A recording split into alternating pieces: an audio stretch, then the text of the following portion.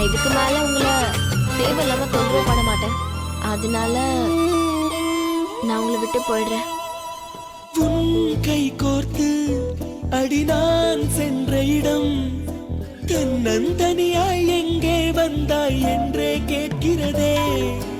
உன் தோள் சாய்ந்து அடி நான் நின்ற மரம் நிழலை எல்லாம் சுருட்டி கொண்டு நெருப்பாய் இருக்கிறதே.